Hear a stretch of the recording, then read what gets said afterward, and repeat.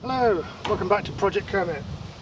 It's actually a really gloomy, miserable day today, but that's just as well because when the sun shines on this chassis it's still painful to look at. That's all going to change shortly because I'm going to paint it. Before I can paint it, I need to prepare it for painting. So first I've got to fettle all the surface areas, and then I'm going to degrease it, and then I'm going to mordant it, which is an etch solution, and then I'll paint it. We'll go over all those steps in plenty of detail, don't worry. So by fettling I mean taking the grinder with a sanding disc like this, or just some pan files, and taking off every little sharp bit. So this is where they've pulled it out of the tank and some of the zinc has run off and frozen, and it's ended up with these very sharp little stabby bits. I'm also going to take the opportunity to knock down some of these beads. So this is where the metal itself underneath was completely flush, remember, but the zinc has adhered extra to where the beads were, if that makes any kind of sense. So we've got double the amount of zinc on these bits, and I'll knock that down a bit, tidy it up. So I'll be using a grinder and a sanding disc because this one on those flap discs, but obviously I'm going to be going at it very, very lightly because if I go through the zinc coat, then that defeats the whole point of it being there. In a sense this is cosmetic, the tidying up of the seams and things like that, but also it's really important to get rid of those stabby bits because, like on the back here where you're actually going to handle it, it's perfectly capable of totally lacerating your hands.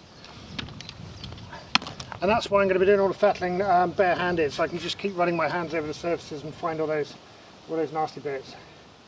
This is exactly the same process as when you make a gate or a set of railings or something like that, or particularly garden furniture. You just have to, the last bit of the process before painting is to run your hands over absolutely every square inch of it. I'm going to start at the front and work my way back. So some of these seams, which like I keep saying were perfectly flush, spent ages doing that, I'm just going to dress those up a tad. There's one of those spiky bits, so we'll start with that.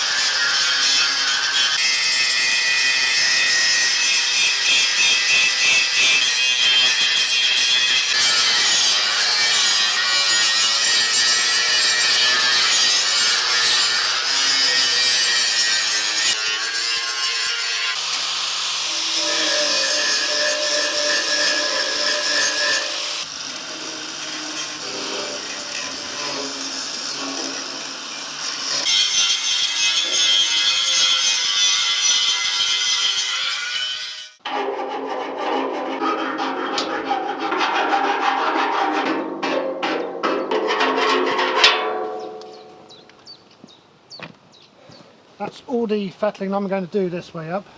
It's actually not a terribly arduous process because obviously zinc is much softer than steel. You just got to be, like I say, be careful not to go through the zinc, and you can tell if you go through because you'll see sparks. So if there's no sparks, I'm not going through. I'm also obviously trying not to thin it out too much, but I'm happy with that. I shall flip it over in a moment and do the underneath, but first I'll degrease the top side here and wash that off while it's this way up.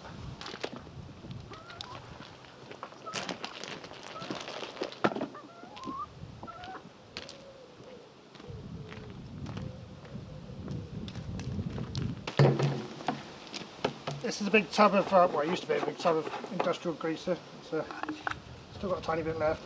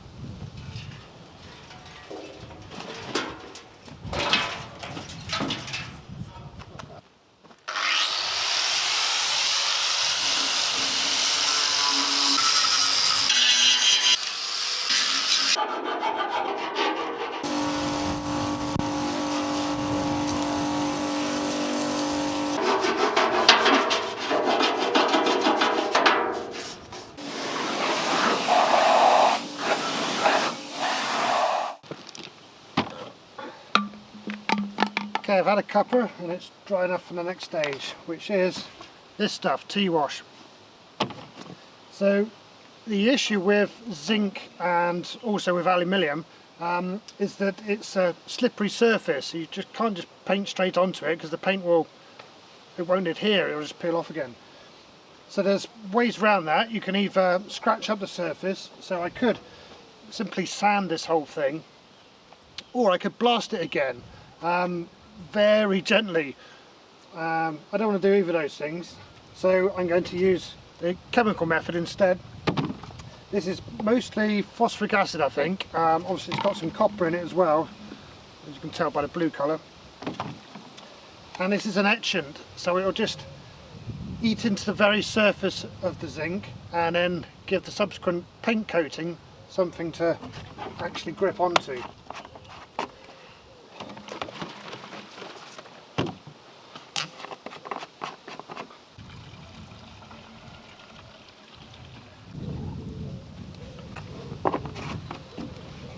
So this is an acid, so it does require a bit of respect. It's not particularly fearsome as acids go, but even so.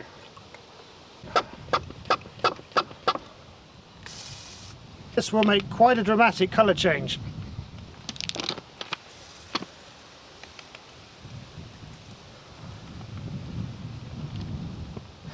You can see, works straight away.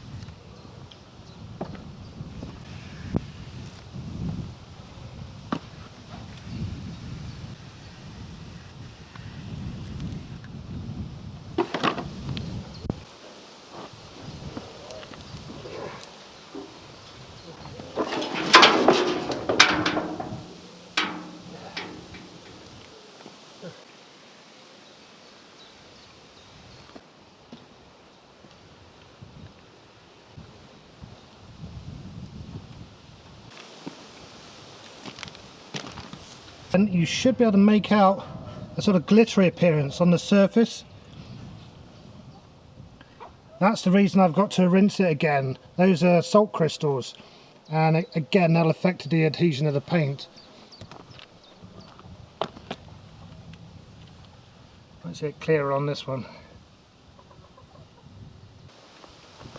No, no way.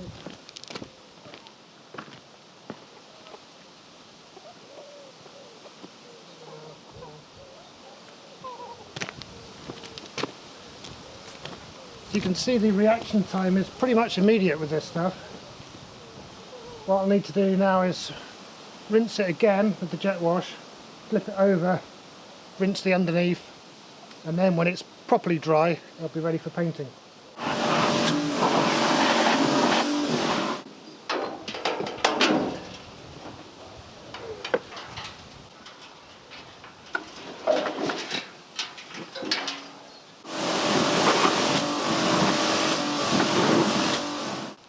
You can see now all that glittery stuff's gone.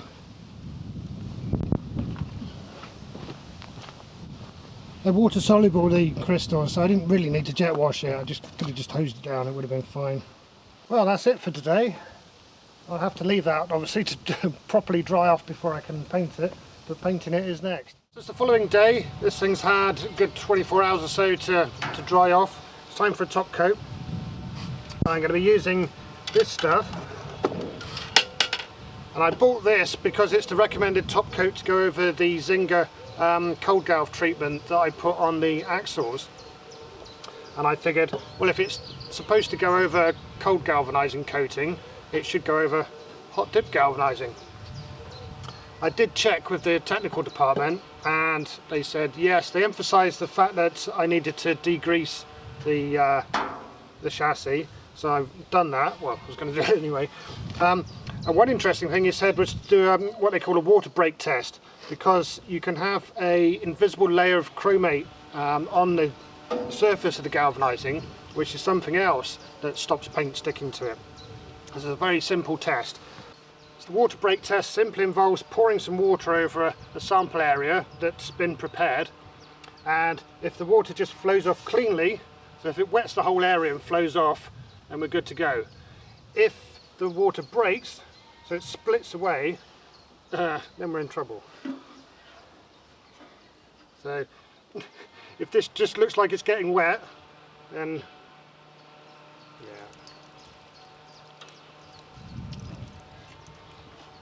I call that a win.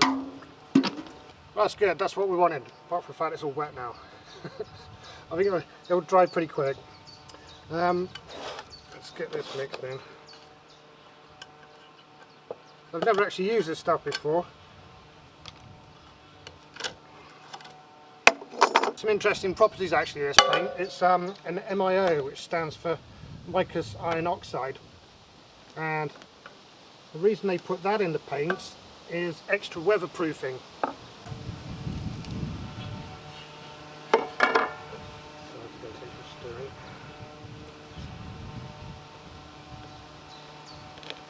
It's running at the top, solid at the bottom.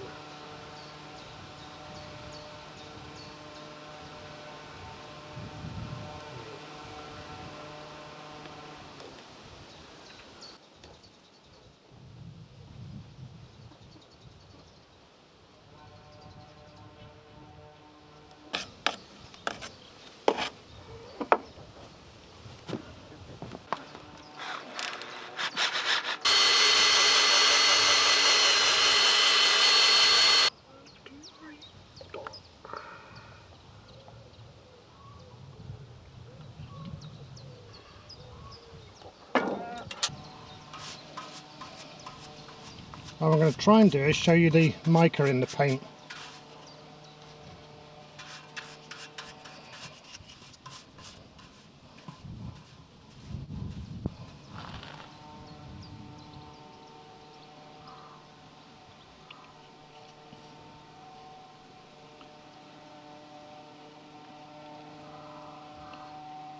So if you ignore the glare that's coming off of it, inside the actual paint itself there's little glittery bits. That's tiny flakes of mica. The reason for putting mica in the paint is to improve its weatherproofing, because the flakes of mica form a laminar surface. They're tiny flakes and they sit like that, layered on top of each other.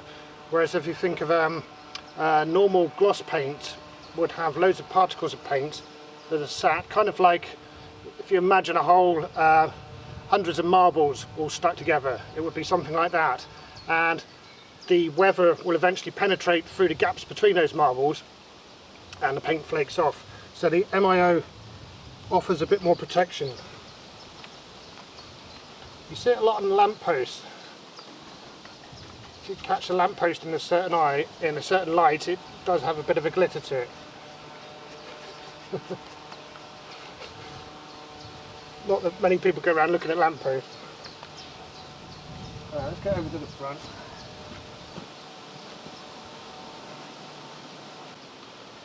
So obviously I could spray this, but I'm choosing to paint it because I don't see any advantage in spraying it. Spraying something I'd do if there's a massive simple area to do, it's quicker with a spray, or if you want the spray finish.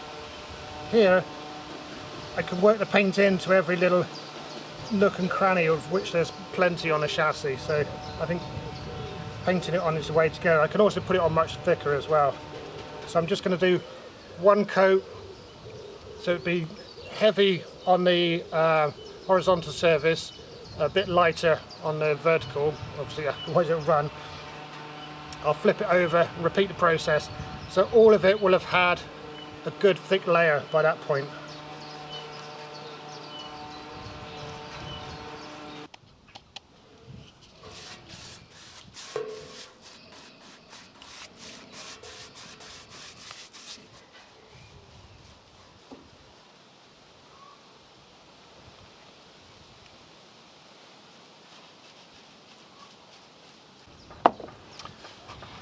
Well, hopefully it won't rain.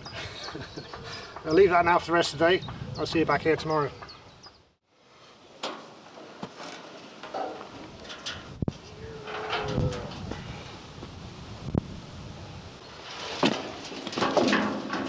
As I said before then, I'm going to go heavy on the horizontal surfaces, so this top side, and then another coat on the sides here. So I'm aiming for the equivalent of 2 decent coats on everything, if that makes sense. There are of course other paint systems for painting the chassis, and some people wouldn't even bother to paint a galvanised chassis. And that's all well and dandy, but this is the system I've chosen, and not because I've been sponsored or anything. Well, I will say that Zynga's technical department were very helpful when I queried about this as a top coat. But no, they haven't sponsored me, they don't even know who I am, nor does anyone else.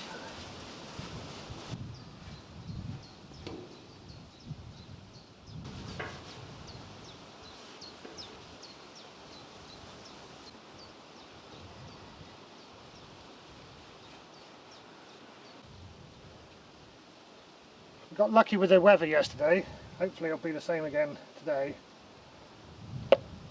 And we'll come back tomorrow and have a close look at this when it's dried and see how bad my brush painting is. Yeah, of course nearly all of it won't be seen, so it's absolutely fine. Anyway, see you back here tomorrow.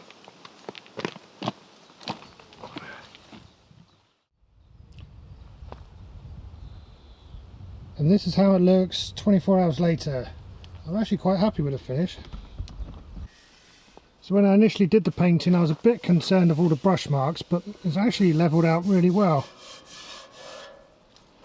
Not that it matters terribly because it's it's a chassis after all. So bearing in mind this is of course a chassis and most of it's never going to be seen, I think that's a perfectly acceptable finish. I'm happy with that.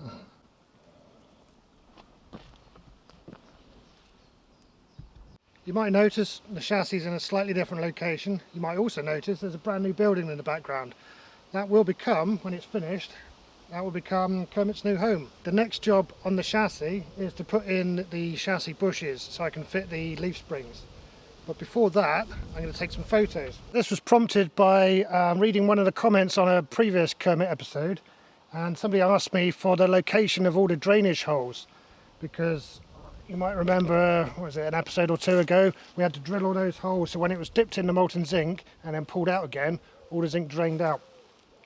Now I very carefully copied a chassis that had been galvanised, but I didn't take any notes. So initially when this chap asked me for all this data, I just don't have it. It occurred to me it would actually be useful for, not just for other people, it'd be useful for me as well to have a record of that. So that's what I'm going to do now. I'm going to take high definition photos. I'm also going to make some notes. So this is a picture from the service manual and blown it up as much as I could while still fitting on a A4 sheet. I've also got, this is a side view of the chassis.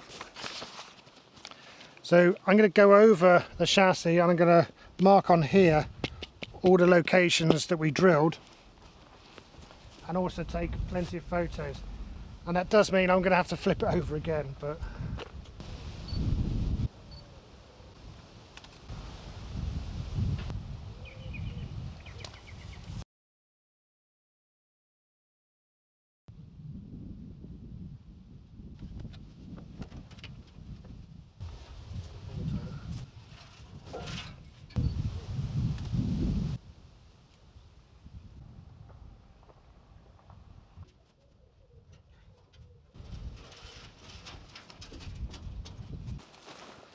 so those drain holes are now all on record.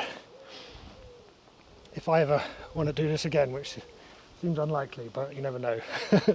But also in case anybody else wants that information, by the time you see this footage, all of that will be uploaded. I'm going to make a new page on my website for Project Kermit Technical Data or something like that, I'll call it. And all the stuff that's technically useful but too boring for videos. We'll go there. That'll be an archive for all that information. Whew. I don't want to lift that anymore.